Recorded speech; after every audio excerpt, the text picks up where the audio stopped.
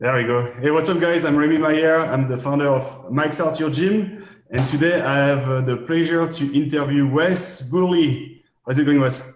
What's up, man? How are you? Yeah, thanks. So Chris Smith is going to join us later. I think he's busy with his kids right now, but he's going to join the call as well. So Chris Smith is a successful consultant and gym owner. And you guys are really good friends, right?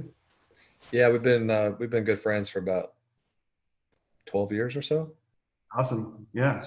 So And so Chris wanted to made an intro, right, between you and I. And then we had a really good talk. And then we found that, well, we were aligning on our values, right? And we were like, hey, you know what? Why don't we share, very valuable content to gym owners? And why don't we do like a live training soon? So that's what we are doing today, right? yeah, absolutely, man. We're about to drop some heat. I hope you guys watch and have your popcorn ready. Yeah. So we wanted to speak about mindset, right? That's the most important thing. If you don't have the right mindset, then you can have the processes or the tools. It's not going to help. You first need the right mindset. And then we're going to speak about sales. And we also wanted to speak about high ticket sales, right? And then I really liked one thing that you said the other day when we were speaking with Chris. You were saying that money is actually an exchange of energy, right? And that actually it's a spiritual thing, right? So we're going to cover those three topics today. Could you please first introduce yourself and tell us the results that you got online? Yeah, sure, man. Number one, it's just a pleasure to be here with you, Remy. And I really like your personality and the way you come across. I can tell that, with you, you really do I can tell that you think about your clients a lot, that pretty much all day long, all you're thinking about is how you can help your clients win more. And so that's one thing I just immediately noticed about you, and I really appreciate you. I really appreciate your spirit of excellence. And so, yeah, I just wanted to tell you that, man. But I actually got started in business whenever I was young. We're talking 8 years old. I wanted to make more money, and so my mom would fill up my lawnmower, and I would literally push it around the block. And if your grass was really high, I don't know if you guys mow lawns over there, but in America we mow lawns. And if your grass was really high, I'd knock on your door and say, "Hey, could I mow your grass?" And that's how I made money when I was like 8 years old. I was like the richest 8-year-old kid because I would look for problems and then find a solution. And so that's the biggest takeaway for you guys today is the fastest way to more money. And I'm assuming you're watching this because you'd be okay with making more money. You'd be okay with having more clients. And the fastest way to more money is one person, one problem, one solution. One Yeah. person, one problem, one solution. That's the fastest way. And so that escalated into, doing different things growing up. And then when I was 18, I got into a nutritional supplement company and just applied the same work ethic that I had towards that. Mhm. But the only difference is that the supplement company had systems in place where I could create something called leverage. Yeah. And that one word leverage is like probably one of my favorite words because leverage is what equals or can equal freedom, for anyone watching this. And so, that led to other things. And, so far in my career, I've done like $100 million in sales, whether it be products, online courses, consulting, stuff like that. So it's been a really fun ride. And I think that, Yeah, and we can see behind you, right? We can see behind you, you're part of the Two Comma Club. So it means that you made yeah, with so funnels, but also the bigger one, that you made 10, right? Million. The yeah, truth is at the 100, right? yeah. So So we it's can definitely learn from you, right? The results speaks for themselves. Yeah, totally. It's not a bad background, it's not a bad background at all. But, Yeah. it's at the end of the day, ClickFunnels is, it's a software company, right? So if you have software, but you don't have strategy, Yeah.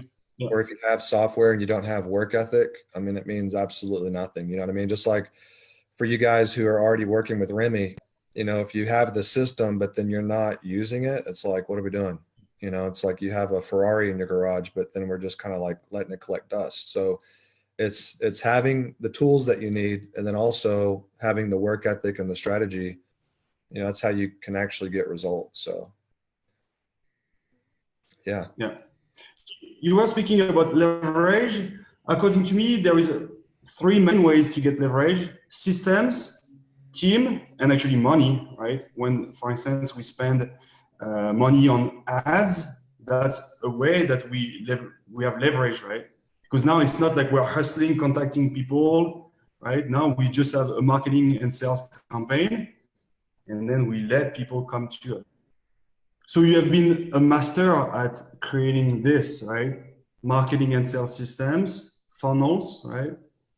Systems and team. So that now you have an automated system that generates income, and you don't have to hustle that much, right? I think you were sharing the other day that you don't work more than 3 or 4 hours a day, right? Yeah, I have a rule where I don't work more than 4 hours a day. Um, and the reason why I have that is not that I don't have the energy to work more. Of course I do, right? But there's something called the law of diminishing returns. So even though I have more energy, I don't work more than 4 hours a day, because what that does is it forces me to have systems that take care of everything else. So if I'm having to work like 5 or 6 hours a day, then that only means that there's not enough systems in place or the right systems in place. You know what I mean? So that's one thing you mentioned about Facebook ads that I really like a lot as far as a leverage standpoint is, you know, I think a lot of entrepreneurs and business owners and gym owners and stuff like that, they don't fully appreciate what Facebook ads are. You know, so many times they'll spend money on ads and then they're like, hey, I didn't get 20 clients this week. You know, Facebook ads don't work. And it's like, wait a minute, you're missing what it is, right? So before you could even run ads for your business, like such as Facebook, you know, back in the day, you had to use like a newspaper or something like that. And you couldn't, you know, you couldn't target highly qualified leads. And so, you know, the cool thing is like if I'm running ads and my ads aren't converting, well, then I know exactly what to look at. It's something's wrong with the ad. Maybe it's my camera presence is terrible. Maybe it's the ad is boring. You know, maybe Yeah. those type of things. And then if I start to get leads, but then I'm not getting people to, you know, join my program, well, then I know that there's something like I'm not following the script very well. I must be going off the script.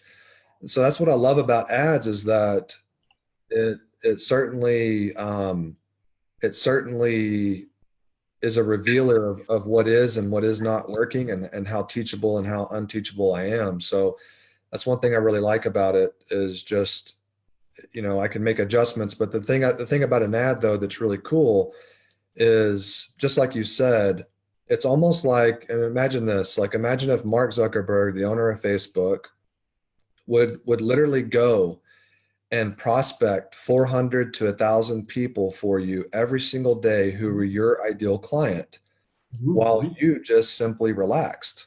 Like that'd be pretty cool. You know, so if I'm spending, let's say, $10 a day or $20 a day in ads, what's that? $300 to $600 a month in ads. I mean, you know, it cost me $300 just to drive my truck across town. You know what I mean? So the fact that Mark Zuckerberg is literally prospecting my ideal client for me every single day for a few bucks a day, I mean, that's like, you know, I think a lot of times when you have gratitude for the systems that are in place, for some reason those systems work better. Yeah. So something to keep in mind. Wes, let me stop you just a moment. We just got a comment here. It says the live video has been paused. For people watching the live right now, could you please drop a comment and let us know if actually we are still live? It seems that Eric has an issue. Could you please drop a comment and let us know? And it looks like Chris Smith just joined us. How is it going, Chris? It's okay. I thought I was waiting on you for 10 minutes, and then I looked at the screen and it said that you had another meeting in progress. I was like, what happened? All right. So some other people are telling us that we are good. So okay, we can continue. Could you please introduce yourself, Chris? Hi guys, Chris Smith. These two guys are my buddies. I missed the first 10 minutes of this, obviously, so not sure what we covered. I'm here to help. Been doing this for a while. Don't like to really talk about myself. So Remy and Wes are fantastic. We all three love working with people, helping people get wins, victories, and really change the way that they think so that they can go get what they want. And so I'll sort of hop in as we get going. I want to catch the vibe of the call, right? And so yeah, so we were speaking about leverage. How can we get leverage? So we were saying that marketing and sales plus systems plus a team, that's how you get leverage, right? And that's how you don't have to hustle so much, and how you can actually travel the world or work 3 or 4 hours a day like Wes is doing, right? Yeah. So we were like diving deeper into Facebook ads, and Wes was explaining that, well, Facebook ads is like a great way to and a cheap way to get new clients, and you don't have to prospect, right? There is no prospection needed. There is no hustle needed. You just wait for clients to come to you. Yeah. I like it. Also, what my friend just recently called me about a business deal he was looking at. It was shoes, and he's sort of new in the business world, but he thinks a lot. He's had some success, and he started hitting me up. He's like, hey, my buddy's got this shoe company that he's starting. It's all Italian leather, custom shoes. They were slick shoes, but they weren't Italian leather slick. Like, it wasn't like slick dress shoes. It was like kick around shoes. And he's like, man, you really think somebody paid $200 for shoes? And I go, dude, people pay $200 for shoes every day. And I was like, it's just a matter of leverage. And so it's funny you use the word leverage. I was like, it's learning how to get that in front of the right people, in front of the people who are going to spend that. I was like, they're cool shoes. I was like, it's all in your systems and your mindset, and then you attack. I'm like, people spend money on shoes every day. So. Absolutely. Yeah. All right. So let's now speak about sales, and specifically high ticket sale. And also, I want to make a difference between, right, and enrolling people into their own dreams, right? There is a big difference here. It's not like we close someone, right, into buying a car.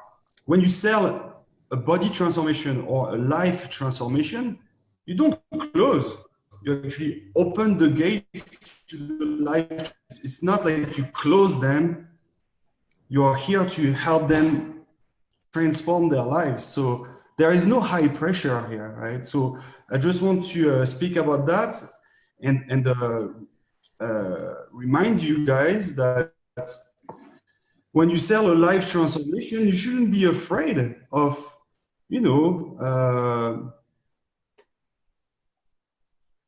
you're not closing, you're just that fear. What do you think about this, Wes, and what do you think about this, Chris?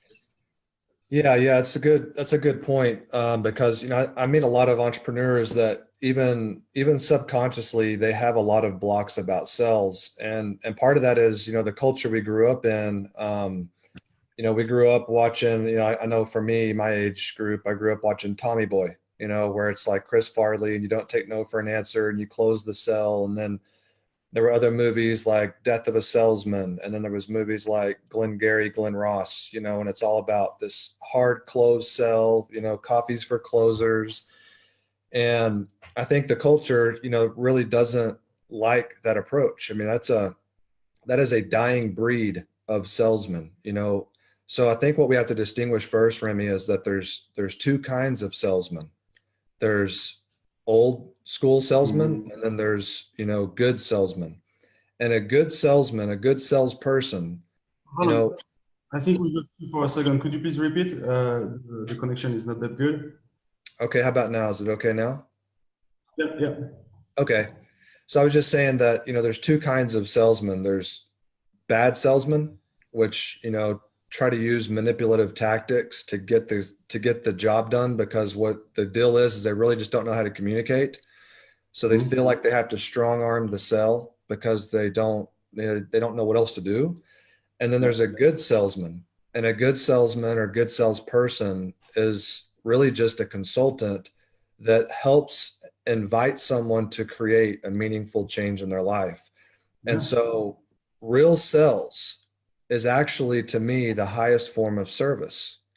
And there are certainly other high forms of service, but to me, sales is the highest form of service, because whenever whenever someone does business with you, then they are committing to create a meaningful change in their life.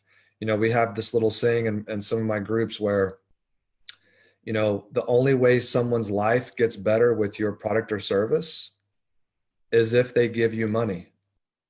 Like, that's literally the only way someone's life's going to get better, is if they give you money. Well, why would someone give you money? Why in the world would someone give you money? Somebody would give you money when you can solve a problem, provide a desire, or remove a pain. So money comes from other people. Like, everyone watching this wants to make more money.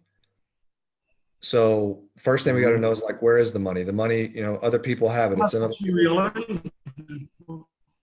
What's that? Yeah. Can you hear me? There is a delay here. Yeah. Remy, I think it's your connection. I'm seeing and hearing Wes pretty well, but you're cutting out quite a bit whenever you speak. I'm sorry about that. It's okay. I was just saying that skin in the game actually is very, very important. And I learned this the hard way.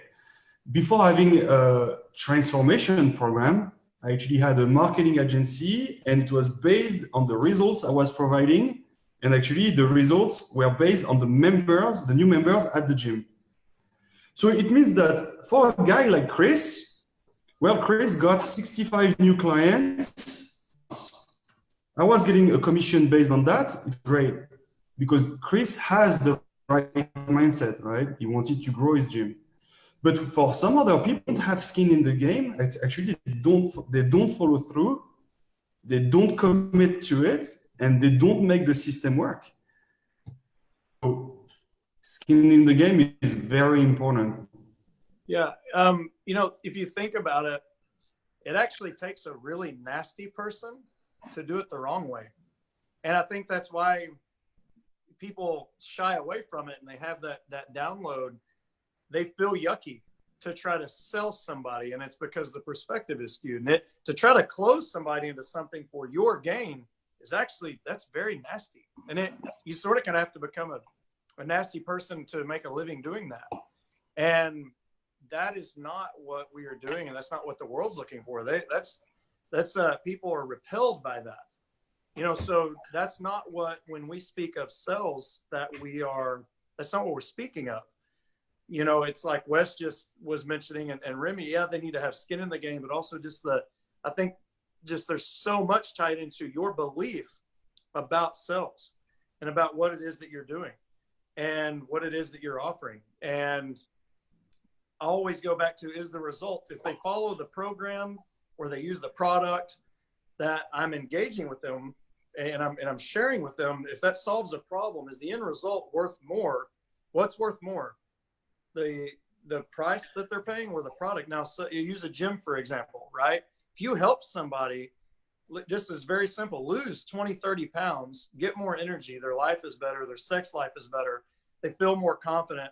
And let's say you charge them a $10,000, on a high ticket for a program that got them from point A to point B quicker than they would have ever done it on their own. They probably wouldn't have happened on their own. Now, is it worth $10,000? I would say so. I would say it's worth as much, right? Yeah, I mean, that's a four-wheeler, I mean, I don't even know if you can get a four-wheeler for $10,000 anymore, a toy, so is that worth it? Yes. So we're not closing them to it. We're actually just guiding them into their dreams, and there's an exchange of value. So, yeah. Exactly. Yeah. For instance, one of my clients has an 8-week program, and he charges $8,000. So his clients are online entrepreneurs, right? That are that are successful, right? Successful online entrepreneurs. For an online entrepreneur to get an amazing body and life transformation in just 8 weeks, and there is 100% success rate, it's a bargain, because now maybe they lose weight and they gain muscle and they're online entrepreneurs. How are they going to look on their Facebook ads now? Mm-hmm. What kind of confidence are they going to have? How are they going to be intimate? Right? This is like priceless, because maybe with that new ad that they will be able to record with that new confidence, they're going to generate hundreds of thousands of dollars. Yeah. So it's about, right? It's about the outcome. Yeah. Hey, Wes, I feel like the glitchiness, I feel like interrupting when you the can flow. help people. You're cutting out. And so I didn't know if Wes was still there. I felt like it glitched out. And I don't know if everybody else is seeing that, but I see you freezing up. And then a minute ago, Wes was talking and it stuck. So I wasn't sure if he's even still with us. Hey, Remy, are you hardlined or are you on Wi-Fi? It's Wi-Fi. Yeah. Okay. Yeah, I was just saying, if you think, like, even with you guys, what you're talking about with high ticket sales, it's hard for some people to fathom high ticket sales for someone to give you 10 grand to help them get in shape. And I think what you have to realize, what you have to understand is, like, what you have to think about is, what is it costing someone not to know what you know? What is it costing someone to not be in shape? And it's got to go deeper than just, I want to get in shape. Okay, give me 10 grand. No, you have to go deeper into the consulting questions that you're asking them, right? Where it's like, how does it make you feel to not be in shape? And you have to hear someone say, well, my wife hasn't looked at me the way she used to in about 10 years. All right. Mm-hmm. Or it's like, because I'm out of shape, I'm low on energy. So when I get home, I don't have energy to play with my kids. Well, what is that costing you? You know what I mean? You have to go really, really deep and figure out, what is it costing them? And if the price of your program is less than what it's costing them to not know what you know, then it's a very fair deal. It's a very win-win situation. So if even with your program, Remy, I mean, what is it? I mean, I think I don't know if you can say the price of your program, but the price of your program, when someone first hears it, they may go, oh my gosh. But the question is like, what is it costing them not to have your program? That's how you have to, mm-hmm. That's how you have to measure a cost versus investment, cost versus return. So but also, even if I announce my price, can you hear me? Yes. Let's say I announce my price, the gym owner doesn't understand the value yet, right? Once they understand you, then when I am sharing,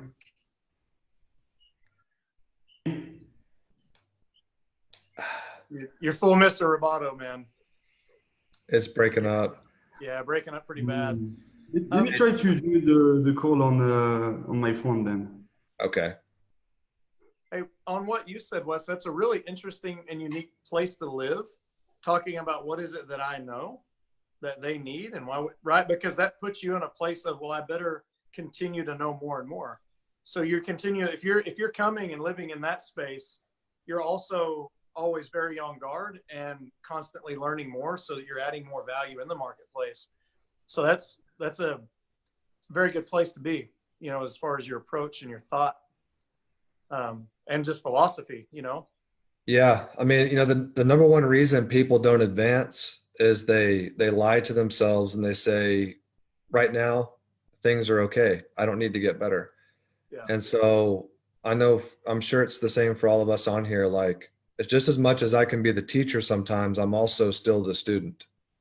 You know what I mean? Like, and I'd say I'm more of a student than a teacher, you know, like this behind me is a result of being a good student, not from, you know, being Mr. Know-it-all or anything like that. But you know, that's the cool thing is you don't have to know it all. You just have to be a page ahead.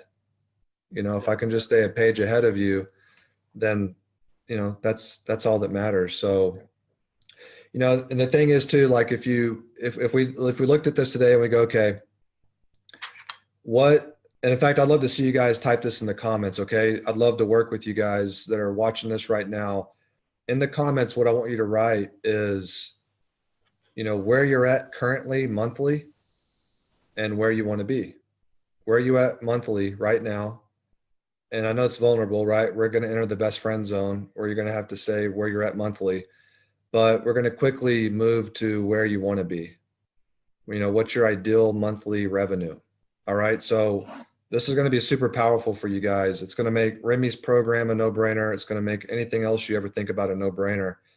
So in the comments, put, you know, where you're at monthly, what your current revenue is monthly, and where you want to be. And so like, you know, let's say for example, your monthly revenue right now is like, you know, $20,000. That's cool. You know, you're making a little bit of money, but it's still not enough money to really live your dream life. You know what I mean? Like 20,000 a month, especially if you have kids, like you're just barely starting to like get by.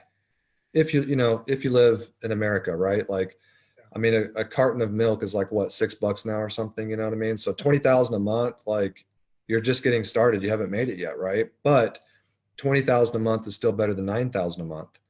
And I know like, even when I first started getting to that 30,000 a month range, you know, I could make a lot of bad decisions and still have 10,000 a month left over, you know? So part of it is like increasing your capacity for what you're willing to accept, you know? And so it has to be, if you're going to go from here, wherever you are today to where you want to go, there's going to be a transformation. There's going to be a transformation that takes place. And, you know, it's one of those things where you can't, I'm seeing some good numbers here. So there's got to be a transformation. And when you make this transformation, you're not going to be the same person. So it's like, all right, if you want to go from 9,000 to 20,000 a month, then there's really only three things that matter. And number one, you know, whatever your there is, it's got to be a real number, right? So a little echo. So it's got to be a real number, because I meet a lot of business owners where I'm like, okay, where are you at right now? And so if we're looking at David, he's at 8,000 a month. He wants to be at 25,000 a month. Or AJ's at 6,000. He wants to be at 50,000. So we got Julian, who's at 5,500. She wants to be at 12,000. We have Cindy, who's at 3,500, wants to be at 10,000 a month. So make sure that their number is very, very real, because I talk to so many business owners where I'll say, what's your there? And they're like, I want to make 100,000 a month. And I'm like, okay. And I'm like, how much did you make last month? And they're like, 2,000. I'm like, okay, that's kind of a big gap that I don't know if I believe you when you say 100,000. And so then if I say, well, why do you want to make 100,000? Then they'll say, well, because I want to be able to backpack through Europe. And it's like, yo, you could do that right now for like $5,000. So make sure whatever goal you're aspiring to, that you have an idea for every dollar, because if it's a non-specific number, if it's just like a pipe dream number, then you'll never do what it takes. But if it becomes a real number, so let's take Candace here. She wants to go from 8,000 to 12,000 or 25,000 a month. So for you, Candace, the way that's going to happen is there has to be a transformation that takes place where as a person, because of your pedigree, because of who you are, because of all the mentors that have poured into you, because of all the times and all the hours that your family has believed in you, that it is unacceptable to make anything less than 25,000 a month. And so whatever you guys are making right now, what that is the very maximum amount of money that you will accept. And so if you really embrace that, like if I'm at 8,000, I want to go to 25,000, and I really put myself there. Well, now, and I really just give myself permission to make that amount of money. Well, now it's like, and you know, setting up systems and putting things in place that will support that is a no-brainer. There's no hesitation. There's no worry about money. There's no worry about investment, right? But what happens is we want to go from 8,000 to 25,000 a month, but we keep that 8,000 a month mentality. You got to get rid of that crap. Like that's what's holding you back. If you want to level up, you have to level up first here, and then you'll start to see it physically where it actually starts to show up. And I never will forget, like when I first got to 30,000 a month, I remember the very first thing I did is I went and bought a new home. And I was so excited to become a homeowner, and I bought this beautiful home in Dallas. Well, one thing I didn't think about was that, you know, when you buy a new home, you know, your old furniture doesn't really look good in there, right? And so there was this furniture shop in Dallas called Anderson's. And one night we go to Anderson's, and Anderson's had like the best furniture. They went out of business. I don't know why, but at the time they had like the best furniture. But the main thing they had was this Margarita machine. And so I go to Anderson's, and I'm thirsty. I like just got done with the workout. I'm thirsty, not just thirsty, but thirsty. You guys know the difference? Anyways, so I go there, and I'm like, I'm totally parched. And they're like, hey, would you like a margarita? It's like this big, a little tiny cup. I'm like, sure. So I drink one. I'm like, hey, I'm thirsty again. So she pours me another margarita. I'm about 12 margaritas in, and we just start having fun. And we start picking out the furniture that we want instead of looking at the price tag first and then trying to decide what we could afford. And I never will forget, guys, we got to the cash register that night. This is like, you know, I don't know, like 8 or 9 years ago. And we get to the cash register, and they're like, okay, that'll be $34,000. And at first, you know, the old me kind of was like, no, we can't do that. That, you know, that's too much money. And it's like, no, we can do that because money replenishes. You know what I mean? Like, we're going to do that, like, because that feels really good. And so like that night was such a special night because I was free, man.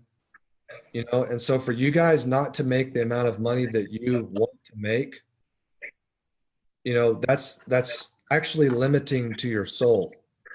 You know, a lot of people say that money isn't spiritual, but money is very spiritual, because Yes.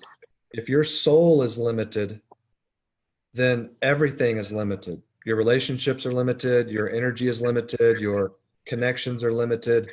So like, not only should you get to a standpoint mindset wise where you want to make more money, sure, but it's got to become something to where you like, it's not about making more money, but it's about getting to that place where you are truly free. And all you have to do to get there is just put systems in place that can make that happen. But here's the thing, as of today, the money that you make right now is actually the exact amount of money that you want to make. And I'll prove it to every single one of you guys right now. So take last week, for example. Okay, let's just say there's 40 working hours available in a week. There's 40 hours that you could be doing consults. There's 40 hours that you could be following up with, you know, prospects of your business. And yet, you know, if you look at last week, how many appointments did you do? How many consults did you take? You know, that's why, you know, if I'm on the phone today with someone, you know, who says, okay, you know, let's just take Eric, who says he's at 15,000 now, he wants to make 25,000 a month. Well, the question is, you know, if I ask you, okay, how many new clients do you need in order to get there, and you don't know, well, you're choosing to stay where you're at. And so sometimes there's just a lot of power. And like, you know, Chris and I were talking about this earlier, there's just a lot of power in not blaming anything else for where you're at, taking 100% responsibility for every single result that you're getting, because that's when you can really start to make a big difference. And so like not being consciously unaware or being consciously unaware of why you're not hitting your goals is, you know, you're hitting those numbers that you're hitting right now on purpose. So all you have to do if you want to go from 8,000 to 25,000 a month is figure out how many conversations do you need to be able to get a client, and then how many clients do you need, or how many clients would it take to be able to hit that goal? And then you have to have a system that supports that, and you guys are on the phone or on a Zoom here right now with 3 guys that like, that's what we do. So, you're kind of in the right place if that's the case. Speaking of it, like what you're, it's so liberating to go, it's me. We come from a society that for so long, it's like we had the grandfathers and great grandfathers who were in the World War, and everybody's like, oh, they're too rough, they're too mean. Oh, so parenting styles even changed. So it's like, oh, it's not your fault, little Jimmy. And it's like bad for something to be my fault. And we've been conditioned, and we've all got to realize we've been conditioned. What have I been conditioned to that has me thinking the way I'm thinking and earning the way that I'm earning?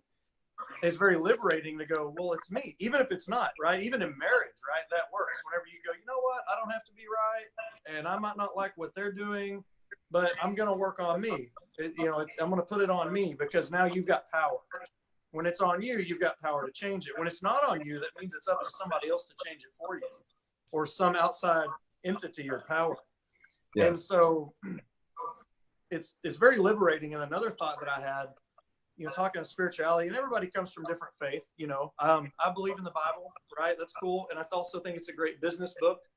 I think there's so much knowledge and power in there. We're talking about it's there for you. And I feel like a lot of times, we sit around and we pray and we wait for the universe or God or whatever to like bring it to us. And I think that it is. I think it's saying, if you come to your dad's house, if you got a healthy relationship with a parent, or you have your child and your child comes home, what do you say? You say, help yourself. So that's sort of twofold. Help yourself, but also, hey, here it is. Help yourself. It's all in the cupboards.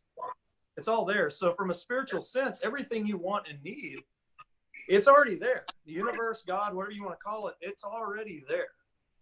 Even in the worst of the worst situations. I mean, I got a friend who's a pastor now who earns incredible money. Dude literally came over on the bottom of a boat from a country that was war torn, and he got ripped from his parents, and him and his brothers and sisters came over here, and they've done incredibly well. And everybody knows a story like that. So even in the worst of the worst situations, the old Jurassic Park, quote, life finds a way. Well, the universe is there. It's all there in the cupboards. Help yourself. And I think that's a fun way to look at it. Like, oh, I get to help myself. Okay. All right. Make a sandwich. Dude, that's so good right there, man. Because I mean, dude, so many people, and Remy, I'm sorry, dude, but you got me and Chris going here, man. So, I love it. There's so many people can you hear me now? Yeah, we can hear you. You sound great now. You want to add something real quick before I go crazy? Man, yeah, I took a bunch of notes. So now that I can speak, I might catch up for like a minute or two, and then I'll let you continue, yeah? Yeah. So I was saying earlier that actually high ticket pricing is something that could be also reassuring, right? I can help gym owners grow a multi-million-dollar business. First, $1 million gym, but then $1 million gyms with an S. If I charge only $500 or $1,000, well, it's not even believable, right? So high ticket pricing makes it also reassuring, right? Because I am charging a high ticket price, then I will be able to deliver on my promise. That is to grow $1 million gym. And to be honest, the price I am charging right now to grow $1 million gym is such a bargain.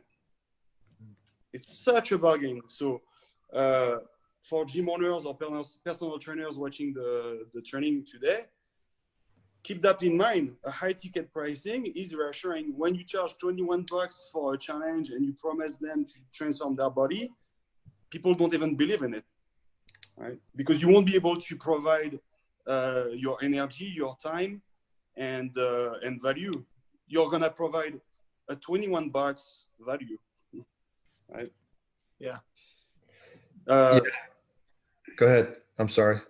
Then, so I have several points, right? I took a bunch of notes. You were speaking, Wes, about the belief that you need to have, right? I believe that actually everything is created 2 times. first in your thoughts and then in real life. But if you can't have it in your thoughts, it's never going to be created in real life. You have to believe in it first, right? That's good. And money is definitely something spiritual, because actually it's about having an abundance mindset, right? About this abundance mindset. And you should have this abundant mindset about love and money too, right? You should be abundant with everything. So money is spiritual as well as love is, as unconditional love is, right? And also money is just a reward for actually the impact that you have on people. So first, try to have an impact on people, and then the universe or God, however you want to call it, is going to reward you. It's about the impact. And lastly, I wanted to finish by saying that money, I believe, is very important because, like you mentioned, Wes, it allows you to be free. And I don't know if you heard about the Maslow pyramid, right? When we are at the bottom of the Maslow pyramid, where we are living in fears because we don't have any security. So now we're like, oh, how am I going to pay the bills? How am I going to go to the grocery store? And actually, we just live in fears. But then if you climb this Maslow pyramid, that's how you can actually self-actualize, and that's how you can find your purpose. And that should be our mission in this life, to find our real purpose and to achieve this purpose. Yeah, man. That's awesome. Bringing it. Yeah. All right, I'm done. So I got a couple last things here for these guys, and then I'll, if I want to talk about anything else, but something Chris talked about, just, go get it yourself. I think so many business owners, so many of you guys watching right now, like the only thing stopping you from going from where you are to where you want to be is one word. It's called permission. Like, you need to give yourself permission to live out your wildest dreams, right? Like, there's so many people that are waiting on someone else to give them approval to make the kind of money that they want to make. This is insane. All right. And so the biggest thing is, like, the more permission you give yourself, and the less you stop beating the crap out of yourself whenever you don't hit your sales goals. That's one thing that used to always slow me down. Or I'd go to like company conventions and I wouldn't be growing as fast as other people. And I would literally get so angry at myself. And, imagine if you had a child, and every time the child did something wrong, you like went off on them. Well, do you think that child would be motivated to do much, right? Probably not. Well, remember, like, you have an inner child in you. And every time you don't hit your goals and you beat yourself up, or you talk negatively about yourself or anything of that nature, you are not getting anywhere close to your goals. So it really, like, if you're going to love your client, you have to love yourself. If you're going to make the kind of money that you want to make, then you have to love what you do. I never will forget, I met this guy one time at a Jason's Deli. It's like my favorite sandwich shop, Remy. And he goes, have you been there before? Nope. Okay, we'll take you when you come back. So Great. he goes, I mean, it's not like the greatest thing. It's just a sandwich shop, but anyways, so he goes, how's your business going? I'm like, well, at the time, I just got to 25,000 a month. And he goes, man, I go, yeah, I just got to 25,000 a month. So I definitely love it. And he said, well, if I was making 25,000 a month, I would love it too. And I said, oh, okay. Yeah. Just flip that. Just flip what you just said. When you love it, then you'll be making 25,000 a month. And if you think about even selling high ticket, right? I mean, high ticket's so cool because just like you were talking about a while ago, how do you know, if you could solve a problem for someone, how would you know if they were committed to getting the result? If someone's watching this Zoom today and they like the Zoom or they comment below, are they committed? Absolutely not. You know what I mean? But then at the end, if you're like, hey, I can help you max out your gym, here's how much it is, and they don't join, are they committed? No. So how do you know if they're committed? If they're more committed to their fears than their own dreams. Totally, man. You're exactly right. They're living in the here And that's why they can't get to there, because all their decisions are based upon what's keeping them here. If you want to get to there, you got to do what that person who's there would do. And that person who's there already would go in all the way, wouldn't even worry about it, wouldn't even think about it. They would just be like, let's do it. That person who's there is decisive. That person who's there doesn't think about it for a few days or let me get back to you. The person there says, let's do it. So if you're here and you want to be there, you got to start doing what the person who's there would do. That's you, right? And so think about this. Like you said a while ago, I could charge $27 or I could charge $2,700. You guys tell me who's more committed. Is the person who pays $27 or $500 or the person who pays $5,000? Who's the most committed? The person that pays $5,000. And the more you charge, the more your clients will charge forward. So you're actually doing people like a great favor. You're actually doing you're doing them a favor. You're doing me a favor if you charge me what I'm worth. And that's what a lot of people don't understand about high ticket. A lot of people think I'm going to charge what I'm worth. Okay, well, yeah, there's a measure of truth there. But the greatest honor would be if you charged your client what they were worth. Is your client worth $27? I mean, your client's probably worth $27,000 a month. Yes. So it's like, why would, so when you're charging them $5,000, well, that's a fair deal for you and it's a fair deal for them, right? But it's like, charge your client what they're worth. Write that one down. Yeah. Don't worry about, what am I worth? Well, man, I'd really like to make this. It's important for you to make what is exciting for you. Because if you're not excited, I mean, you're not going to show up 100%. Do you guys want half of Remy or do you want Remy to show up 100%? When you work with Chris, do you want Chris to be, do you want to get a 30% discount from Chris and get a 30% of Chris, or do you want the whole thing? Do you want the Happy Meal? You want the Happy Meal. It's like, yeah, go ahead. With the way I charge, I don't care. Sometimes I go on Zoom with my clients. It's 11 p.m. I don't care. I'm here to help them. I would charge $500 for it. I would be like, okay, no, I'm going to sleep, right? when you charge a high ticket price, actually, you give. If you don't charge enough, then you have resentment, right? Because you're like, shit, I'm not gonna spend my time with that guy that just gave me $500 and that doesn't follow through. Yep. And then the client is the same, then would be the same with me, feel resentment as well. Yeah. So, I've got something while we're on it before we move too far away from it. My wife was reading a book that I'm about to read the other day, and she keeps me updated on the book she's reading. She'll tell me what's going on in it, and sometimes I'm like, man, but she's been on this one series that's about a military guy. And so in this one scene in the book, this one chapter, his son is talking to him. And he's like, his son says, hey, when I grow up, I'll be an explorer. And I was going to read the excerpt. And he goes, no, son, you become a thing by being it first. There's no room for wanting. The people who want a thing want it for their whole lives, always dreaming of another day. The doers in this world don't want to be, they are. And they are in every moment and every decision, every day for their lives. Now, what are you? I'm an explorer. Don't mumble it, boy. Look me in the eye and tell me what you are. I straighten my back, meeting his stare. I am an explorer. That's the way. You'll become just that to the outside world, because this very night, as an 8-year-old boy who has never traveled outside of Virginia, you became it yourself. And that's how things start in this world, by being, not wanting. Go get it now. That's good. So she had read that to me earlier, yesterday. And so we're sitting here speaking of it. And I was like, dude, that's on point with what we're talking about. It's freaking awesome. Yeah. And on that topic, Chris, one of the most powerful things you guys could do, I have all my private clients do this, is come up with an offer.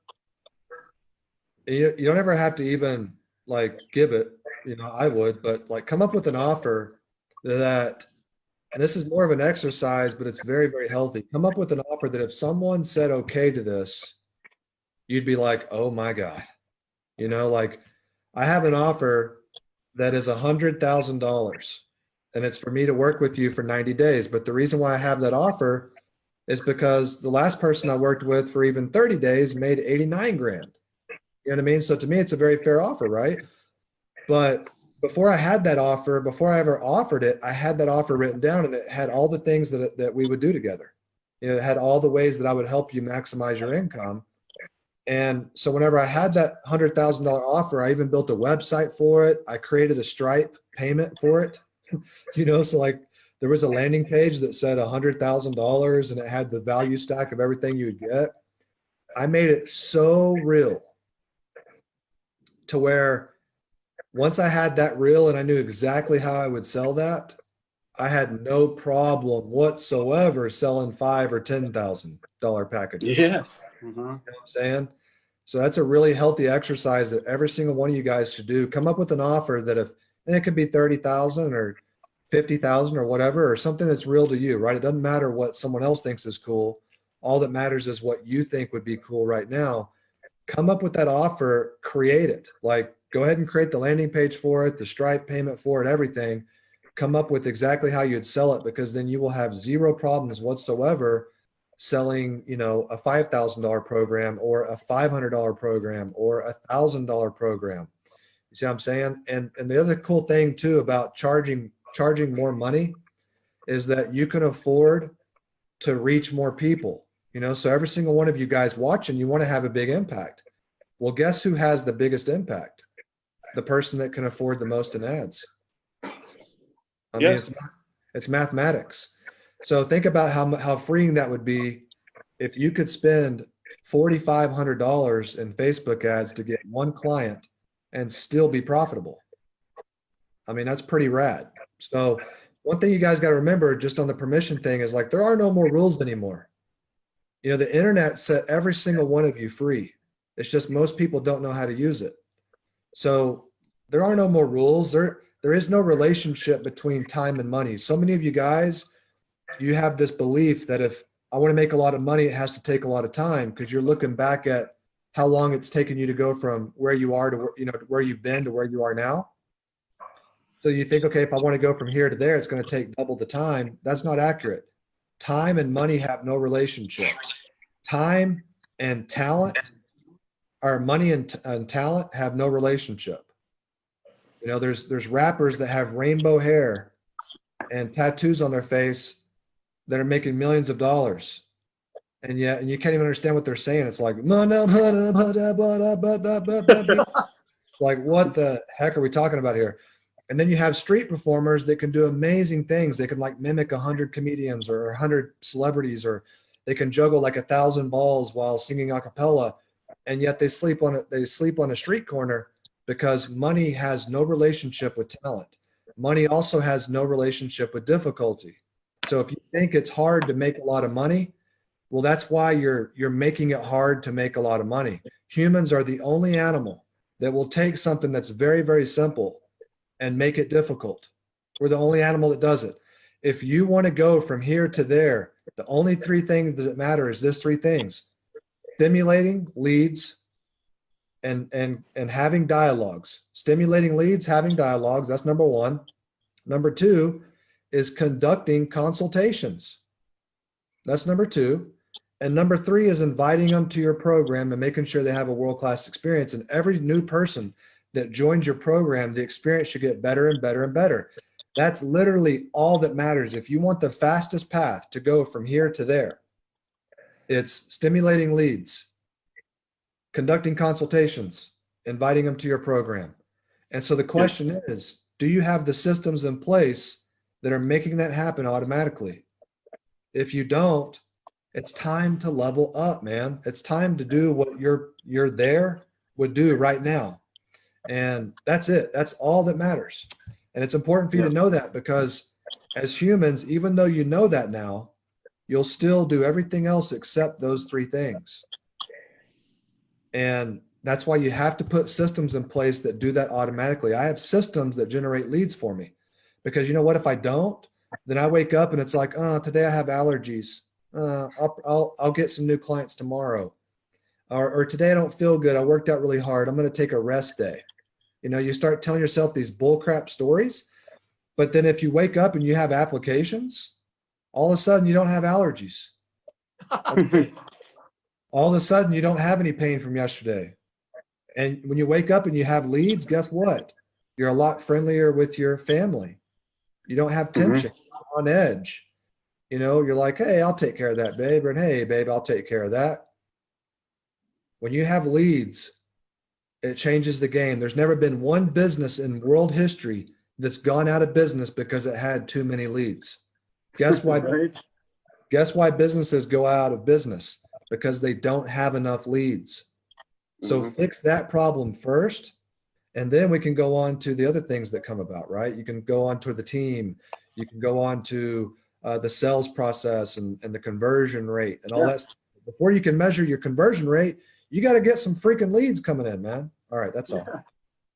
Yeah, if you don't have leads, it's really like you are in scare city, right? And you're always scared, always afraid all day, even when you go to sleep, even when you wake up, even when you take a shower, all the time. You're really in scare city, right? But now if you have leads, now you have that peace of mind. And now if you want to work on your systems, or if you want to hire a coach or a general manager or a sales manager, you have that peace of mind to do it because you know that the leads are coming in. Right. Also, I wanted to speak about what you just said about the impact. I have a question for you guys, people watching the training today. Would you prefer impact 1,000 people by 1% or 100 people by 100%? Right? When we charge a low ticket, well, there is no skin in the game. You don't provide an amazing world-class experience, and you might help a little bit. You give a Band-Aid, right? But when it's high ticket, it's not a Band-Aid anymore. It's the full surgery that they need. And now they get the transformation that they need. So sure, you might not help as many people, but at least you make sure that the people that you help, they get that transformation for sure. Yeah, it's good. And also the beauty of high ticket pricing is that you can be so profitable. For instance, here I'm just looking at the results from one of our clients. She's multiplying her money by 19 on the front end. So it means right away. So it means it's like going to the casino, going to the slot machine, putting one coin, and right away you get 19 back all the time. And then a year later, actually the 19 coins convert into 93 coins because now, you know, you got a new client, but that's a client that stays for at least a year with a membership. So for each $1 that you invest, you make 19 back right away or 93 back a year later. That's the beauty of high ticket pricing. You have a real impact on people and you get rich doing it. Yeah.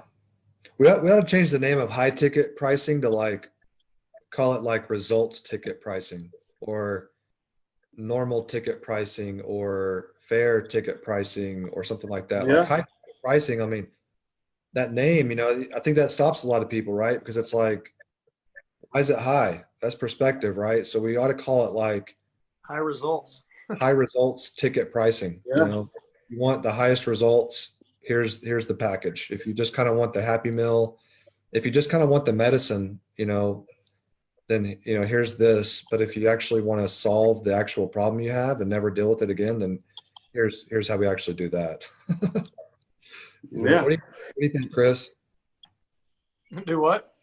What do you think over there, man, with that fresh haircut? Oh, man, you guys are covering it. I mean, you have business owners who have a hard time with pricing. Gym owners especially have a hard time with pricing. And I think gym owners are, you know, speaking to them, those guys who are on here right now, because I know there's multiple people. And so I'm going to speak to gym owners, but if you're in a business and you feel like this is you too, then, right. I mean, I think most entrepreneurs, as we're sitting here thinking about it, most of them, when I speak to them, one of the very first things that comes to the top that's a problem is they undervalue themselves and what they do. there's no trainer that I'm close friends with or that I've even worked with. There's a couple who are brand new, they're fresh. They need to get some miles under them, you know. But even them, they're passionate, they're learning. You can compress time and still offer something and change somebody's life. And if you're confident in that, then why are you only charging what you're currently charging? I mean, whatever it is, it's stop devaluing yourself. I mean, you've got to think about everything we've been speaking here. I feel like I'm going to just repeat it, but it's like, I can't drive that home enough. What do you offer? What do you have?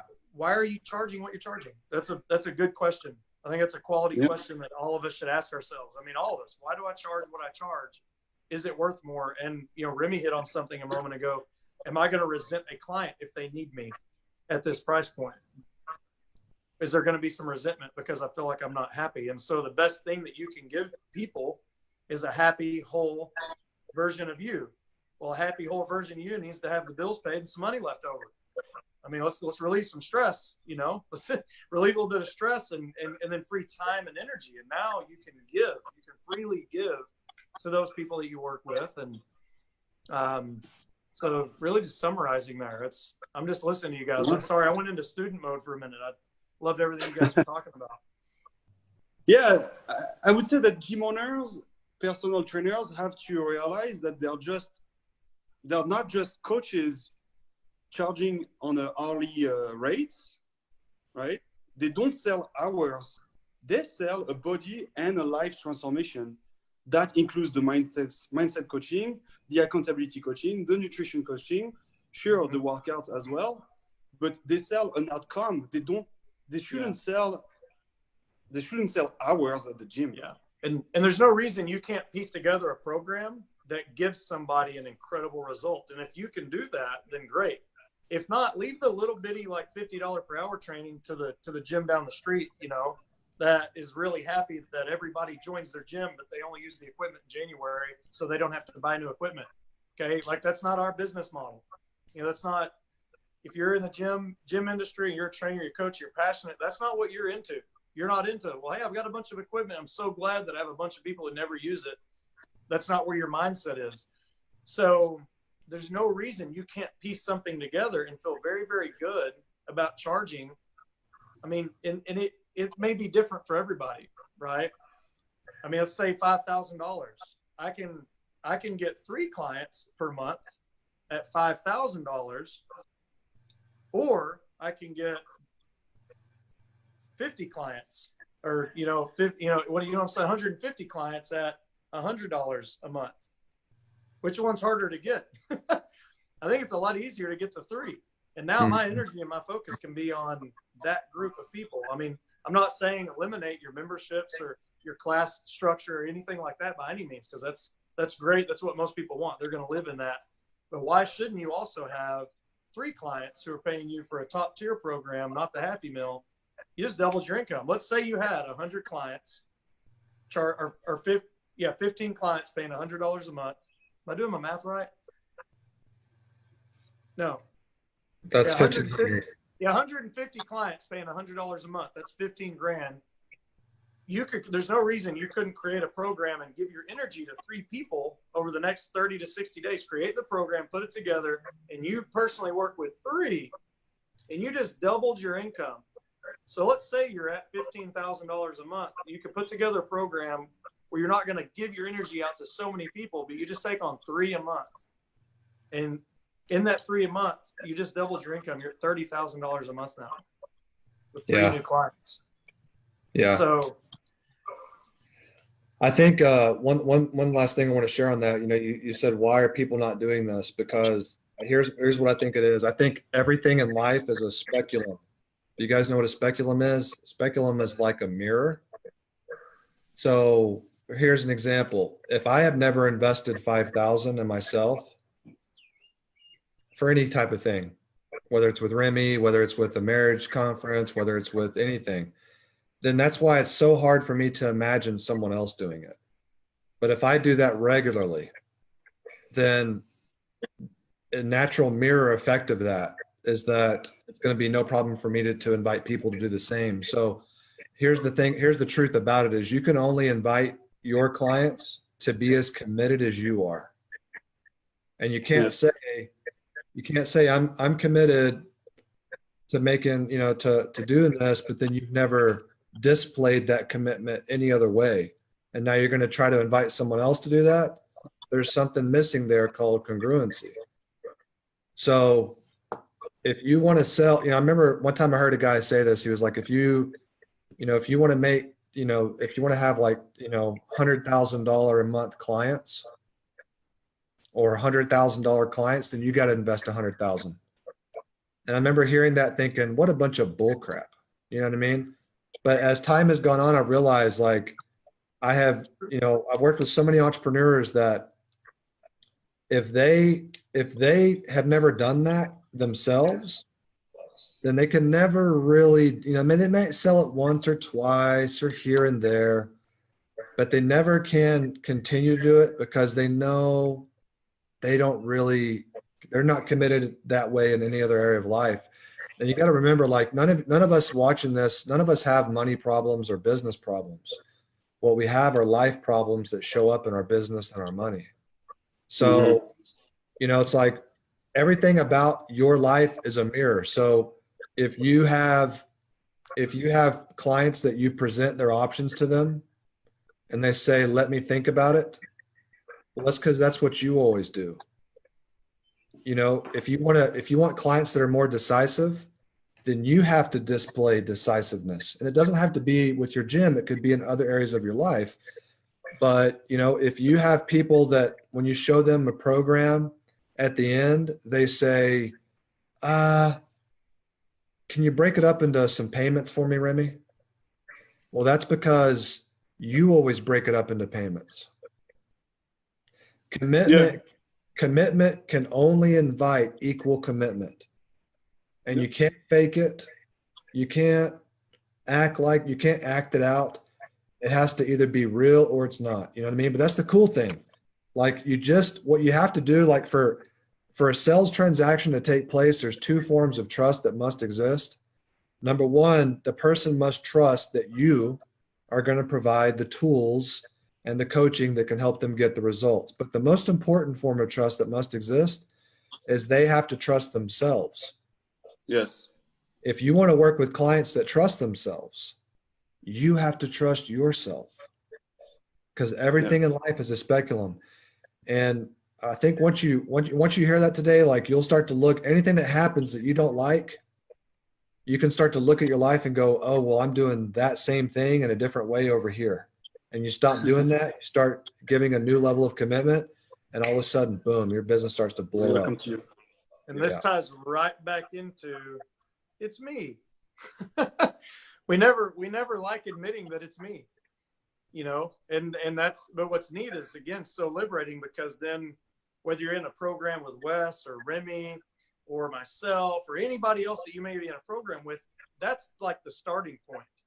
You're getting a lot of great information. Maybe you've invested in yourself, but there should be a hunger at that point for, well, I've got to grow. What books am I reading? What people am I hanging out with? What's the next program that I want to invest in? What's the next seminar that I want to go to? Like at that point, you strike a hunger for, oh, it's me. So I'm going to feed myself. I'm going to cultivate myself so that I can do this. And the best approach for yourself, for your spouse, for your marriage is to always approach things with a gardener's mentality. So since school, have you even gardened yourself? Or are you just like going through life and just like, man, I have enough money, man. What the heck, man? And I use that hillbilly voice because, I'm in the South and I hear that all the time. How you doing, man? Oh, I'm surviving. Well, why? Another day, another buck. What? Like, what are we talking about, right? So that's a mentality that a lot of us have learned. Not bad, because a lot of those same people learn a lot of great values from. They're blue collar, but they still don't have anything. They're still whining and complaining about what they do or don't have. And they're mad at the rich guy. It's like, you realize he went and got that on his own, man. Like, he's just smarter than you. That's why you're mad. So, get with it. And a lot of you guys are type A's. So also stop being comfortable being the smartest guy in the room. Like, if you're the smartest guy in the room everywhere you go, quit it. you need to get somewhere that makes you uncomfortable. You know, when I get on the phone or I hang out with Wes or Remy, I mean, I go into student mode. I love both of these guys, two of my really, really good buddies. And, but I get uncomfortable sometimes, but that's a good thing. I want to know what's going to come out of their mouth. You know, what have they been digesting? What have they been cultivating in themselves that's going to spill over that I'm going to go, oh, I need that. There's always something that you need. So stay there. Cindy just dropped a comment, and I really like what she said. When you are the problem, you can also be the solution. That should be freeing, not scary. It's so true, right? So it's true that it is a hard pill to swallow when you realize that, oh shit, it's on me. Fuck. Sorry for the. But it's you know, French. you're like, it's all good. It's still basically PG when it's said in French. But you see, like, you would maybe probably tell yourself, oh, it's on me. It's a hard pill to swallow. But then, like Sandy just mentioned, it is freeing because at least you have control over it, right? And it's true that I couldn't charge high ticket, or I would say high results pricing, until I was able to actually buy high ticket, high results programs. Before buying them, I wasn't able to sell them. And you know, I bought some that then I was starting to sell the same. Yeah. There's not a person on the planet, by the way, that the first high ticket program they bought wasn't put on a credit card, you know, or like didn't have to sell like some really nice family heirloom to be able to do it. You know what I mean? But then everyone who's done that, now they got money. You know what I mean? So like, even if I didn't know that, like if I'd never done anything like that before and I didn't have enough money, like just hearing someone say, like me personally, I've never met someone who invested a sobering amount of money to get a result that didn't get the result. Yeah. And I'm sure it exists, you know, at some point, but like I personally have never met anyone like that. Like, Chris, how much did you invest to start your gym? Around 50K. Around 50,000. Just to open. Yeah, totally. There's more that beyond that, but that was just the Sure, just to open. You know, that's a big number, right? Like, so Chris would have no problem, you know, commanding 30,000 for consulting, right? Because he knows exactly what it's like to put it all on the line and go and get it done, right? So I don't want to like beat a dead horse here or anything. I mean, I think we're kind of getting it, but I just always tried to create like a bird feeder, right? So it's like, if you're, let's say a trainer or a gym owner, it's like, okay, you got personal training maybe, or maybe you have, you know, one-on-one, whether it's online or personal, then you have semi-private, then maybe you have group. Then, you know, it's like, all right, why not have online training as well? Like where there's like an online monthly program. The thing I like about a bird feeder where someone could come and like do a monthly program at a certain price is that then they do, you know, sometimes it's like a value ladder where if they get to experience you for that, then they're always, the next logical step is for them to become a private online client, whatever that means. And I saw this because, you know, I have this mentorship program and it's a couple bucks a month. It's nothing crazy, but then this one weekend I did this big event in Austin at my house. I said, hey, come to Austin. You're going to come to my house and I'll teach you all these things. And well, guess who bought it? Everyone who was in my paid programs already.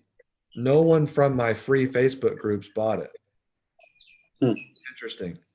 And for the people that were in my paid programs, it was kind of like, it made sense because it was like the best next step. You know what I mean? Like, so I always like to try to create like a bird feeder, you know, where whatever you have the capacity for, not everybody has the capacity. You know, some people, they just need to do like one thing with their business and have just like this really narrow focus. But if you have the capacity for more, you know, the more systems you have in place, the more things you can handle, you know? So, well, it's like this. I mean, another way of putting that is, let's say you do a thing, right? Maybe you're local, but again, the internet set you free. So why would somebody not in another state or another country possibly need what you have and they connect with you maybe perhaps more than they do anybody else, or they just come across your ad more than anybody else. So in terms of, like, let's say you are a trainer, let's say you own a gym, well, you're providing a result. What's stopping you from doing that in multiple ways? You know, we just launched a program that's all outdoors. It's not a boot camp. It's called The Foundry. It's something completely, totally different, very hybridized. It's really unique. And we've got a few other things that we do. And so I always encourage people. And so again, I'm going to speak to a gym owner because I know a lot of them are on here, but apply this to anything that you do. If you understand some principles and you can get people a result, why not position yourself in the market to be an answer for more people? And I think it's very distinct in the CrossFit community. CrossFitters, CrossFit gyms for a long time, and a lot of people started to figure this out a few years ago, although great and almost viral, and people love it. They get in there, they love the community. At the same time, because of the games, there's a lot of people who are like, it's a high barrier of entry. It looks scary. It looks intense. Man, I would love to look that way, but they can never get to where they're going to come into the door. Well, why can't you position yourself in front of that person as well? Yeah. Why, you know, the bird feeder effect, you know, why not have something designed specifically for this person who would love to look like a CrossFitter looks? They love to do what they see their sister or their friend doing online who's already drank the Kool-Aid. Why not have a program that doesn't have that word attached to it, something different that, you know, hey, I'm going to get my hands on you for a few weeks, whether it be online or something away from the gym or a separate class, and attack that market, because there are a whole bunch of people who they want to be fit, they want to be healthy, and you've got what they need, but you need to help them get out of their own way. Just change what you're doing. Online, same thing. You can help people. Why wouldn't you do that? I mean, now you got a bunch of wheels turning. You're not just a gym owner who, I've got a bricks and mortar business, I'm changing hours for dollars. You've got CrossFit memberships over here bringing in 10 grand, 15 grand a month. You got online training, you know, that's bringing in a regular 10 or 15 grand a month. You got, you know, you've got a couple of different wheels turning. Now all of a sudden the thought of 25, 30, 40, 50, 60 grand as a gym owner doesn't seem very far-fetched, because you're positioning yourself in front of different audiences, providing a result. And if you're good at providing a result, just repackage it, repurpose it, help that person, ask what they want, go make it. And Wes, I just wanted to react on one thing you said earlier. You were saying that you don't know anyone that started a high ticket, high result program without putting it on a credit card, right? I love it when my clients put it on the put it on the credit card and are so afraid, because that's the greatest thing. I know that they're going to follow through. They're going to commit to it. Yeah. Right. Actually, I have a client that is already pretty successful and has several fitness studios. Didn't stop the program, even if I was following up every day and making them accountable, because actually it was not enough. It was not expensive enough. When I have clients that can't afford it and put it on a credit card, I know that they're going to crush it. They care. Yep. Mm-hmm. Yeah. I'm nervous because it was like a surgeon friend made a statement to another one, and they were going solo on something, and they were like, hey, are you scared? And they're like, I'm not scared. And they're like, you should be, because they're a surgeon. And they go, fear will make you careful. Yeah, exactly. You're gonna do it right. You're gonna follow directions very quickly. Yeah. I tell people too, like if they buy a program of mine and I can tell, it's not a whole lot of money for them, then I'll tell them like, okay, when you got your program up? And they're like, by next Friday. And I'm like, okay, if you don't, I'm charging you double. Like, you got to figure out ways to motivate different people. But yeah, I'm the same way as you, Remy, man. When someone's nervous, I'm like, this is what I'm talking about. Like, you're about to crush it, man. Just trust yourself. Yeah. Here we have Candice. So Candice is one of our students. Yes, that's me. Couldn't afford not to follow through. Exactly. And actually, Candice is one of our best students, and she's crushing it. She's going to grow a $1 million gym in probably less than a year if she continues like this. That's awesome. That's huge. So guys, people watching the live right now, could you please drop a comment and let us know if Chris or Wes or myself are gimmicky, high pressure, or do we care a lot and actually we come from a place of love, care, and concern? Can you feel the energy that we have here? And would you like to learn how to have the same kind of energy? Drop a comment. Nice. Do you feel that we are closers or that we are here to help and to enroll people into their own dreams? All right. Do you feel that we are bullshitting here? Drop a comment. I think there is a bit of a delay. If you don't want to drop a comment about this, you can also ask us questions. You know, if you have questions, we're going to wrap up pretty soon here.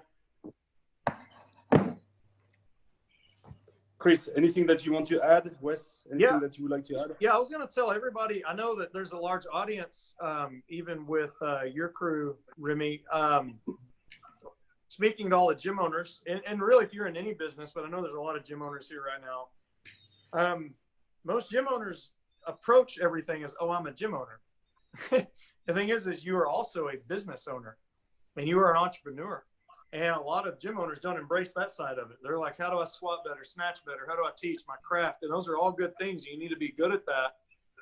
But you're also a business owner, and that's a living thing that needs your attention and needs your help. That your business should be your number one client. And so Remy, if you're in the program with him, incredible. If you're a gym owner, bricks and mortar, I would say get connected with Remy with Max Out Your Gym. Also, if you're wanting to move more online, Wes has an incredible online program. So I would definitely tap into that.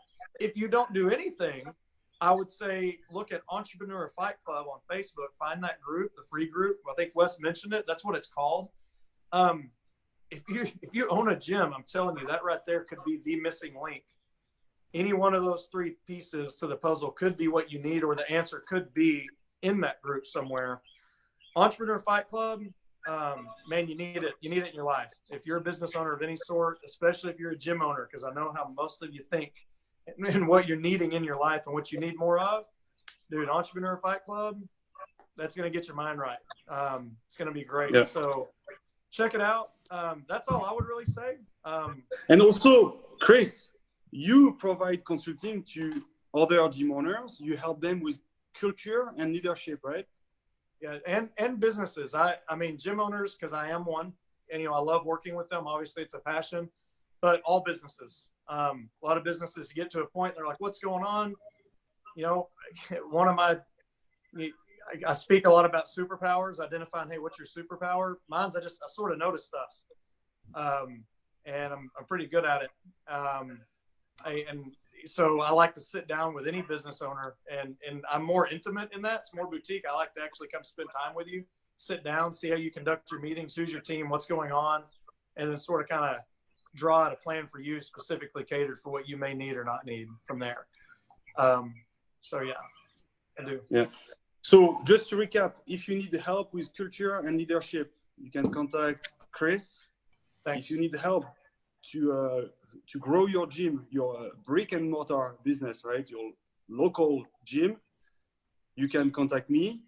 And if you are a personal trainer that wants to go online, well, I can help with that, but it would be through one-on-one consulting. I don't have an online course for it. And I know that actually Wes has one that is specifically made for online personal trainers. It's already set up. I could help with it, but actually my program is not built for it. Wes has that. Wes, can you please tell us more about it? Yeah, it's called onlinetraininglaunchpad.com. You can go there. There's a short video, and then you can apply, or you could even just shoot me a message on Facebook. And basically, I show you how to launch your online training business in the next 7 days. So we skip any of the bull crap. We go straight to the result. It's awesome. It's amazing. And so here's how you know if you should do online training, though. if you've ever had someone say, man, if I just lived near you, I would work out with you, well, then you should definitely do it, because you literally have money that's sitting there waiting, like that you're just not capturing. Low-hanging fruit. It's low-hanging fruit. And then you could also look at like your followers on Facebook or Instagram, however many followers you have. Like I'm sure most of you guys have like a combined at least 1,000. You know, what if 100 of them joined your online training program? That'd be kind of cool. So yeah, it's pretty rad. I've probably helped like 100 trainers at this point get their business online, and some of them do millions, some of them do, you know, 6 figures, some of them make a couple thousand a month, whatever. But online training is pretty cool because it's a very low maintenance program. You're looking at about an hour a week to run it and to provide a great system for people to get results in. And it's just like internet money. It's really cool. So yeah, onlinetraininglaunchpad.com, or just shoot me a private Facebook message. Yeah. Awesome. So we one just other got thing- 2 comments. One from Julian saying, I just found 3 Entrepreneurs Fight Clubs on Facebook, 2 groups and 1 page. Could you please also let us know where we can get access to the Entrepreneur Fight Club? Yes, I will drop a link here. Comments? Yeah. Yeah, could you please drop a link for the Entrepreneur Fight Club and also for the Launchpad for online PTs? You bet. Awesome. And then we got another comment. Candice is saying, what if you're super awkward on video though?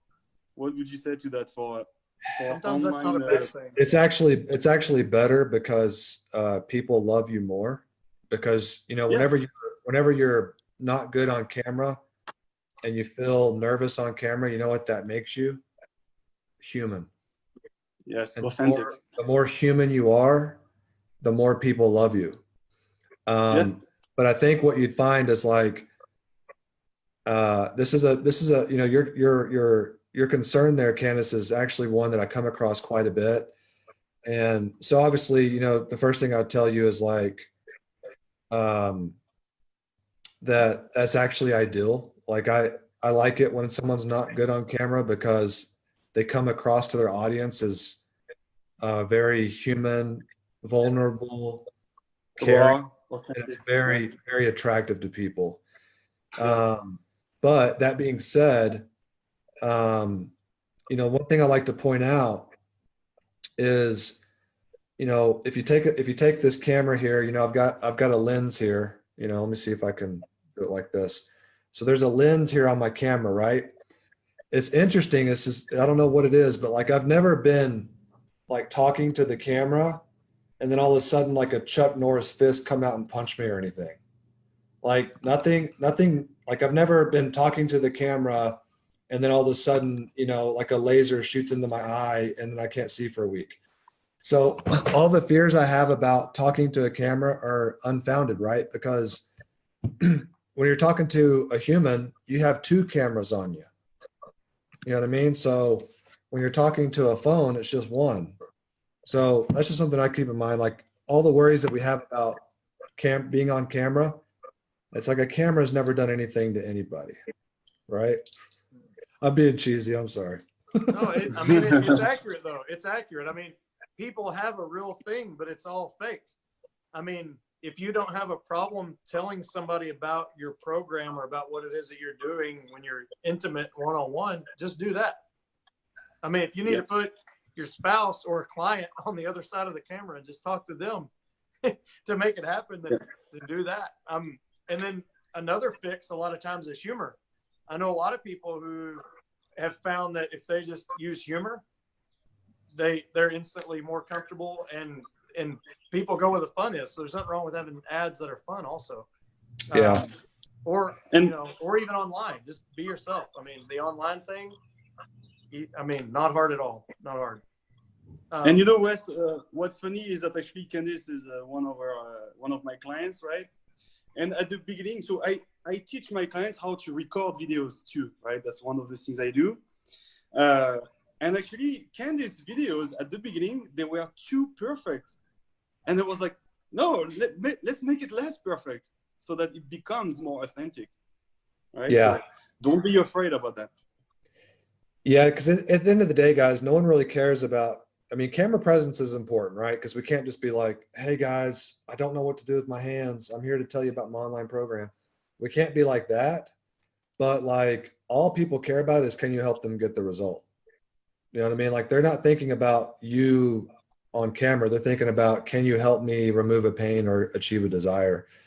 So yeah, I mean, what I have found though is just like, even me, like if it's been a while since I've recorded a video, I'm awkward at first, but then I settle into it and I get more and more comfortable, and you know, it just becomes natural. So there's not anyone, you know, everyone is worried about that at first, but then what you got to focus on is like, you got to think about, here's what helps you overcome it. You got to think about that person that's out there. You know, if you're in the North Texas area, let's say this person lives in Louisiana, they live 45 minutes from a gym. The closest thing to a gym in their town is like Curves for women. You know what I mean? And but they follow you on Facebook. If you don't reach them, no one else ever will. That's who you're talking to on that camera. So if you focus on that, then you're not worried about how do I look or am I saying stuff right or whatever. But even like the very first post that I have every single trainer make is they make this thing called a primer post where they say, hey, get ready. I'm super nervous, but at 5 o'clock today, I'll be going live to tell you about something really cool I've been trying to do for so many years. I'm finally doing it. And I want you to be the first to know. I have them lead by telling their audience that they're super nervous, because that makes them human and vulnerable. And when we see vulnerability, we go towards it, not away from it. So if I'm ever nervous, I just state the obvious. Hey guys, I'm making this video. Honestly, I'm super nervous right now. This really isn't my thing, but I have to do this. So here, I'm going to do it anyway. Yeah. You just got them. You just got them. And at the same time, be outwardly focused, not inwardly focused. I mean, it's actually sort of, you know, like you can say you're shy, but actually sometimes being shy is actually really self-centered. I'm so focused on me and how I feel and what I'm thinking, and so I clam that's up. exactly what an extrovert would say, Chris. Well, so be focused on And actually, that person. Just remember that person whose life you might be changing, and speak to them. Stop thinking about yourself. Yeah, and actually, by sharing that vulnerability, that's how actually you also become a leader, right? Mm-hmm. Because you're like, hey, I am right now pushing through my fears, and now you show the example, right? In order to become successful, you have to push through your fears, even if you're not comfortable with it. And hey, now you're a leader. You know what you just said about being a leader? Check this out. So there's never been a leader in world history who was overconfident that kept on winning.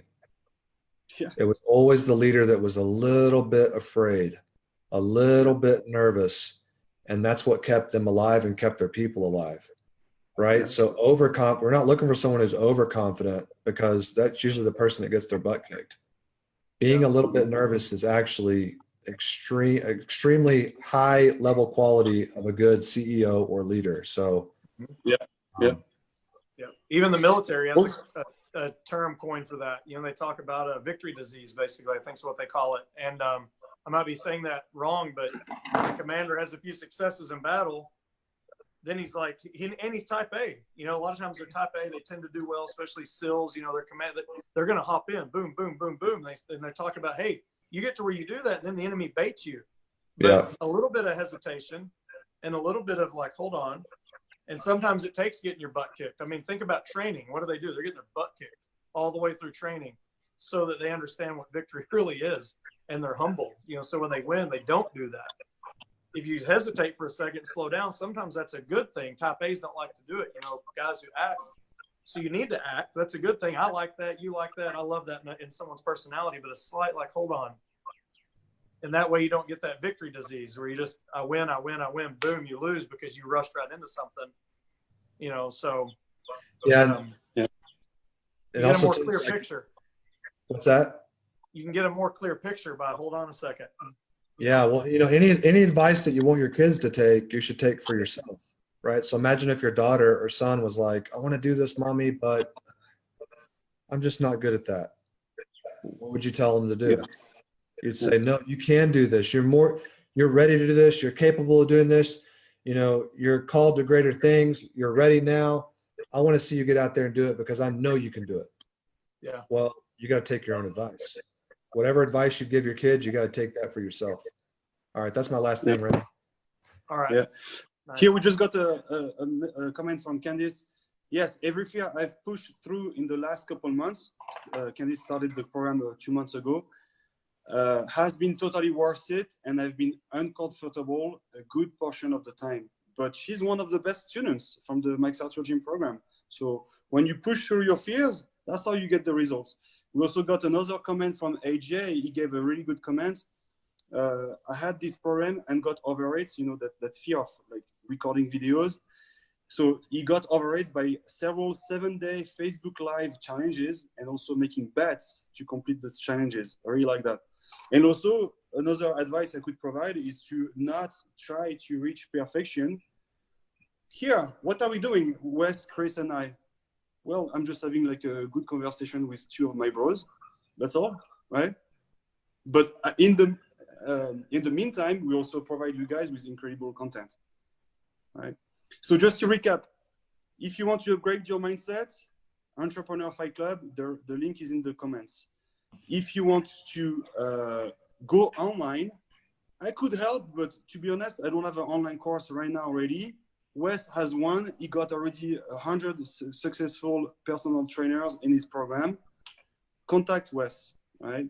If you need help with culture and leadership, contact Chris. And if you need help to grow your brick and mortar local businesses, you can contact me. What I would recommend actually is to do all those things, right? That would be the best thing you could do. And if you do that, then you have a local business and also your online, and then you can have 2 sources of income. And also you could do a hybrid program that mixes, you know, the services that you provide at your gym, but also it's online. You could have also a hybrid program. Totally. All right. Well, hey guys, it was a pleasure being with you today. Always an honor. So Awesome. Thank you so much, Wes, for all the value that you provided. And thank you so much, Chris, as well. Hey, thank you guys. Really all right, appreciate you guys. Bye. Chat soon. Bye-bye.